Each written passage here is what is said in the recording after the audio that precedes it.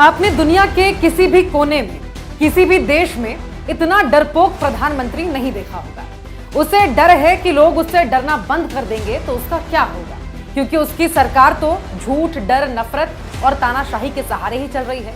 यूं तो वो 400 पार का दावा करता है, लेकिन दूसरी तरफ कभी विपक्षी नेताओं को ईडी, सीबीआई, आईटी का डर दिखाता है, सवाल करने पर संसद से बाहर कर देता है, तो कभी चुनाव से ऐन पहले जबरन जेल भिजवा देता है। लेकिन अब सवाल यह उठता है कि आखिर तानाशाह इतना डरा हुआ क्यों है?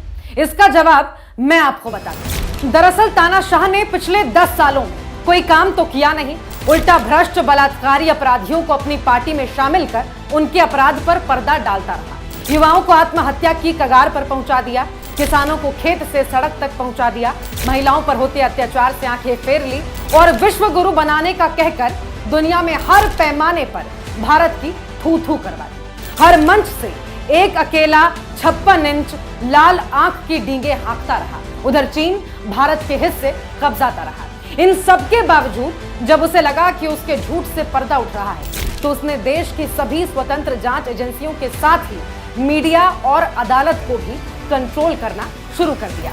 चुनाव से ऐन पहले आईटी का इस्तेमाल कर कांग्रेस के बैंक खाते फ्रीज करा दिए।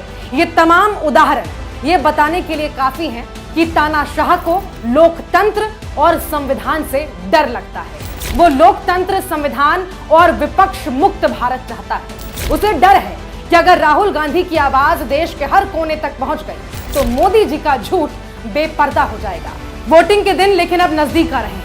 आपको ये याद रखना है कि देश में प्रजातंत्र बचाए रखने का आपके पास ये आखिरी मौका है। संविधान बचाए रखने का आपके पास ये आखिरी मौका है। अपनी आजादी बचाए रखने का आपके पास ये आखिरी मौका है।